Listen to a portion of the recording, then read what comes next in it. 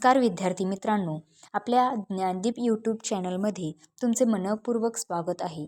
आपण मागील व्हिडिओमध्ये स्वच्छतेचा प्रकाश भाग 1 अभ्यासलो आहोत. आज आपण स्वच्छतेचा प्रकाश यामधील भाग 2 अभ्यासणार आहोत. चला तर मग सुरुवात करूया. थोर समाजसेवक सेनापती बापट. सेनापती बापट हे थोर समाजसेवक होते. त्यांनी देशसेवेची प्रतिज्ञा घेतली होती.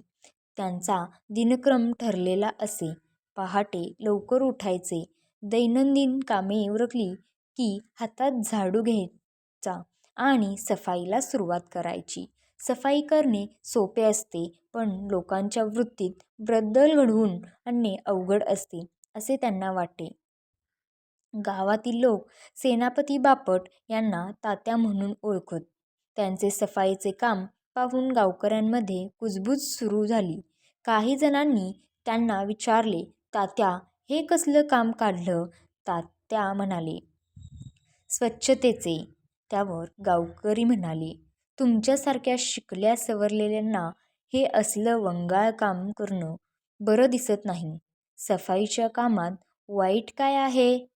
तात्यांनी विचारले. पण असलं हलकं काम? गावकऱ्यांनी प्रश्न विचारला. जगामध्ये कोणतंही काम हलकं नाही.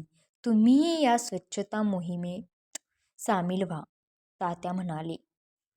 गावकऱ्यांनी तात्यांच्या वडिलांची म्हणजे दादांची भेट घेतली. तात्या करत असलेल्या स्वच्छता मोहिमेची माहिती दिली. वडिलांनी मुलाला समजावून सांगावे असे सुचवले.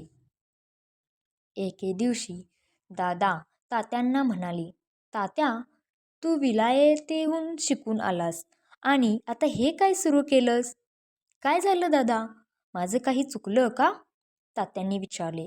इतके दिवस सशस्त्र क्रांतीचं वेड तुझ्या डोक्यात होतं. त्यासाठी तू उच्च शिक्षण घेतलंस आणि आता तू हातात झाडू घेऊन सफाईला सुरुवात केलीस. आयुष्यात काय करायचं हे तू ठरवलंस की नाही? दादांनी विचारले. सारं आयुष्य देशसेवेसाठी घालवायचं अशी मी प्रतिज्ञा केली आहे. विलायतेला जाऊन जे शिक्षण घेतलं ती एक देशसेवेचाच होती आणि आता त्याच हातात झाडू घेतला तोही देशसेवाच एक भाग म्हणून, तात्या म्हणाले. सफाई करण्यात कसली देशसेवा? दादांनी विचारले.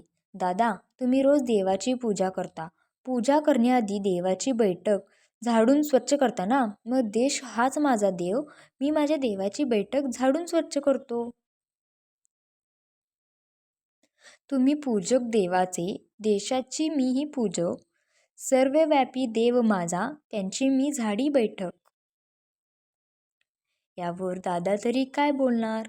सेनापती बापट यांनी हे सफाईचे व्रत आबोलपणे आयुष्यभर राबवले. लोकांच्या वृत्तीत हळूहळू नकळत बदल होत गेला.